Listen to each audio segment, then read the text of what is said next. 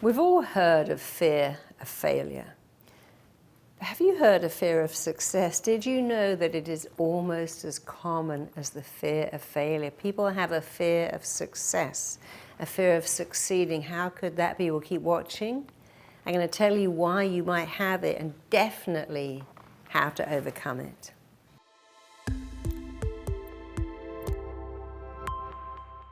So what is a fear of success? A fear of success is really a fear of being judged, because here's the thing.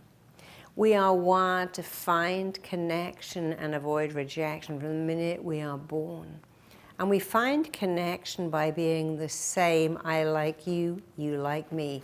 We look the same, we dress the same, we like the same stuff. We see kids in school and people dating going, oh, I like that. Oh, I like that. Yeah, that's my favorite too. Oh, wow, you're like me. I'm like you, let's be friends or let's date. But you see, when you succeed, you often feel different. The boss of a company doesn't really go out on a Friday night with the employees. People who are the boss don't really make friends with their staff. And when you are very, very successful, you can often feel different. One of my clients, who is a very, very famous artist, said on my first week at school, the teacher said, close your eyes, everyone. Imagine the trees swaying, the wind whistling, the leaves falling. Can you see that? Can you feel it? If you can, put up your hand. And now, children, open your eyes and look around them. Oh, only Molly has her hand up. Molly is a creative. But the other kids didn't really like Molly, because Molly was in a different league. She could write, she could describe things. I met a young girl who was a brilliant tennis player, and she could make boys run around the court, boys older than her, and always beat them. But she said, you know what, I don't want to be a tennis player. None of the kids like me. I don't go to sleepovers, I don't go to weekend parties, I don't really have friends, and I feel different. And remember, we are hardwired to connect. When you're super wealthy, super talented, you feel different. Judy Garland said, you know, every night I go home alone. So Judy Garland, Rita Hayworth, Elizabeth Taylor, Ava Gardner, Sharon Stone, even Britney Spears would say, I felt so different. And because I felt different, I couldn't connect. And many of those women and men too say, you know, I spend all my time alone. I happened to meet John McEnroe in Portugal, and he said, you know, after every tennis match, I just sit in my room. I can't go to restaurants. I get mobbed by people. It's a very, very lonely life being a successful tennis player, a successful actress, a successful artist. You get mobbed in the street, and you just learn to stay in the hotel room. So the price you pay for success can be alone. Nobody can relate to me. That's what Adele said. I stopped going to friends' weddings because everyone honed in on me. I didn't like, this is my best friend's wedding, my best friend thinking, Adele, Adele, Adele. So I stayed at home and I got so lonely. So extreme success can be very, very isolating. You become a bit like a star, a bit like a god, but nobody really knows you. Many people say to me, no, I'm acting on a set, and I never get invited to someone's house and think, oh no, you're having a great life.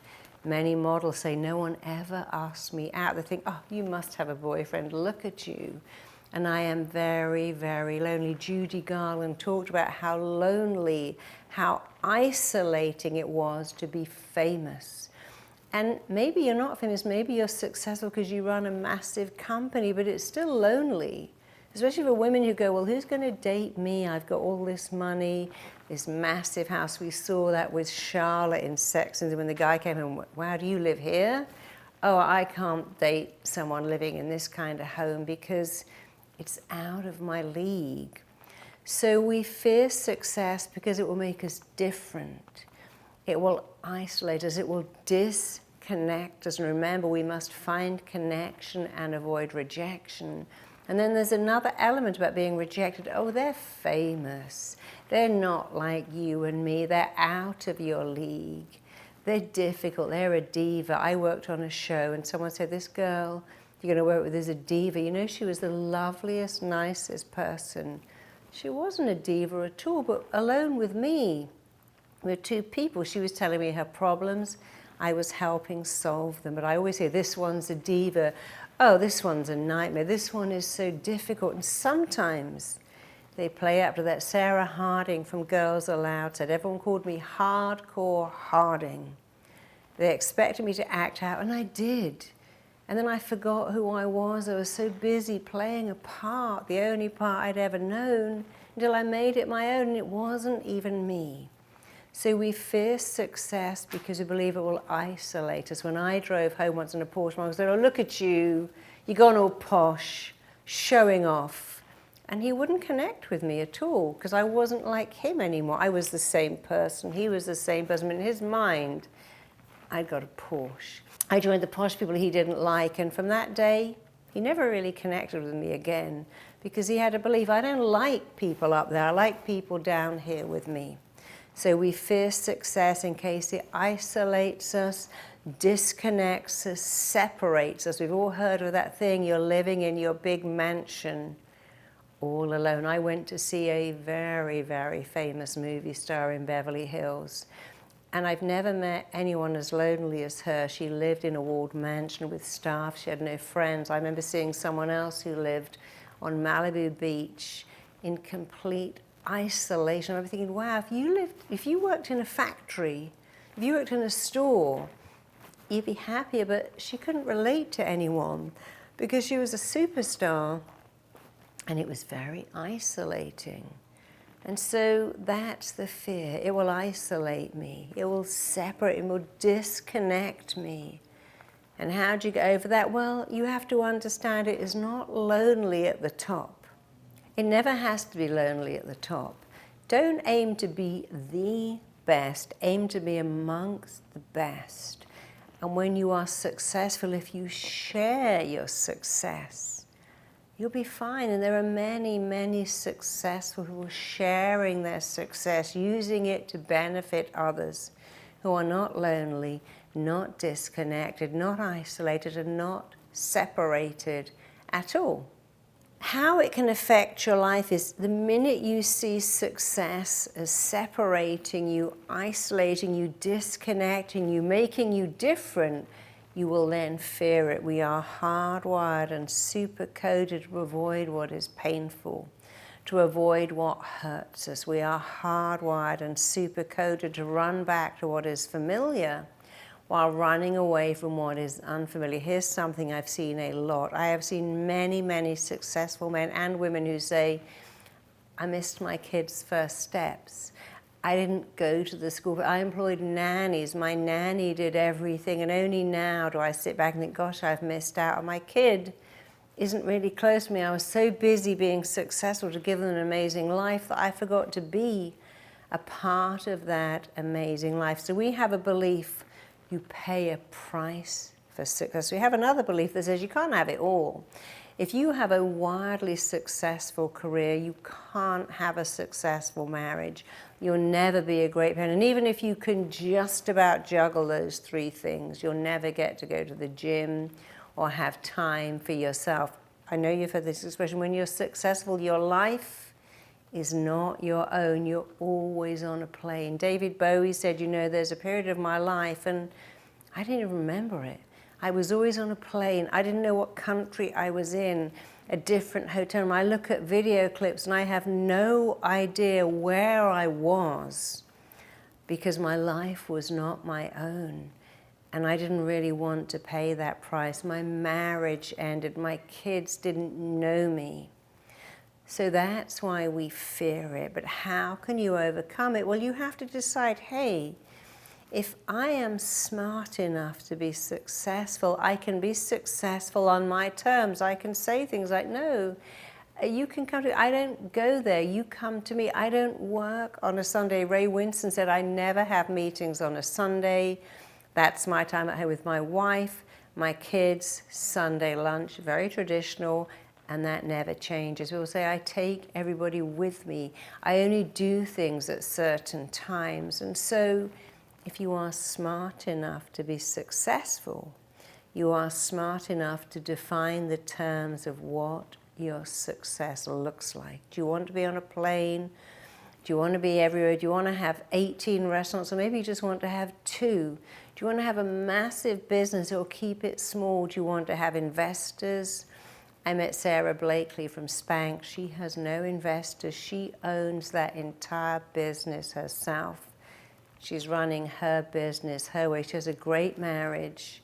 She has, is it 3, 4 great kids? She has it all. You can have it all if you're smart enough to invent, create something. You are smart enough to do it your way, on your terms. Look at Jamie Oliver. He has 5 children. He's been married to Jules for, I think, 25 years. He does it his way because he's smart. And smart means you think outside the box. So don't fear success. Don't fear it. Decide to embrace it, acquire it. And there are so many people now having success on their terms, having meetings, and saying, no, I don't get on a plane. I'm not doing that. You can come to me. We can do this remotely. And you can do it too. Ed Sheeran just took a year off to be with his wife and baby just because he could. Many successful people say, I just stopped. I took some time off. I sold the business. I handed it to my children. I would say that I have success also on my terms. I'm very happily married. I don't go out at night. I'm not interested in red carpet gala dinners. I like to be in my house. I like to go to bed at 10:30. And recently I just did a school in Ibiza, and one in Berlin, and one in Miami, and one in LA. And I just don't go out. I'll go out early, have dinner. When someone says, hey, we're going to a party in Beverly Hills that starts at 10, I'm not going. Because I know what works for me. I don't want to get on planes. I turn down a lot of stuff. I film in my house because, frankly, I can't be bothered to drive across town to a studio, taking armfuls of clothes. I know that in between filming, I can go downstairs, make some coffee, play with my cats, paddleboard. So my terms is I work in my house. When I'm filming, I tend to have an Airbnb, and people come to stay. I'm filming, I might take my daughter and her fiance with me. My husband comes with me. And I kind of have my terms. I'm going to eat this, and I don't eat that. I'm going to film here, but not there. I'm not going to wear those awful clothes that you think I would like. And so eventually you get to have it on your terms. There's lots of things I won't do. No, that makes my toes curl. I wouldn't do that. I won't promote things I don't believe in. I would never promote candy bars or chocolate or sodas or alcohol, even though I could make a lot of money doing that, because you have to live with yourself. But I promise you, when you get a level of success, even a smaller level, you have the power to, like Frank Sinatra said, I'm going to do it my way. My success, my way, my life, my terms. And most successful, in fact, all successful people do that. They decide what they will do, what they won't do. And they decide the price they're going to pay. If they don't want to pay the price, they don't pray it. Someone I know just tried to book Brené Brown. She went, no, I don't want to get on a plane this weekend. She turned down a lot of money. She said, I just don't feel like traveling this weekend. I want to stay home with my kids. So don't fear success. When you know that you can do it your way, have your success your way. Like, for instance, I put on schools all over the world, but I never book a school an hour away from where I'm staying. I tend to stay very near the event. I know what kind of events I like. I could make a lot more money having 150 people, but I worked out that 70 is a number that works better. So we turn a lot of stuff down, we turn money down, but we do what works for us. And I promise you, you can do it too. Don't fear success, embrace it, run towards it, make it your own. So if you are tired of the fear of success getting in the way of you living your purpose, click the link below to find out how to overcome it for good. See you soon. Check out my next video here. The way you feel about anything at any time is down to 2 things: the pictures you make in your head, and the words you say to yourself. And number one habit to stop you being successful is waiting for perfection.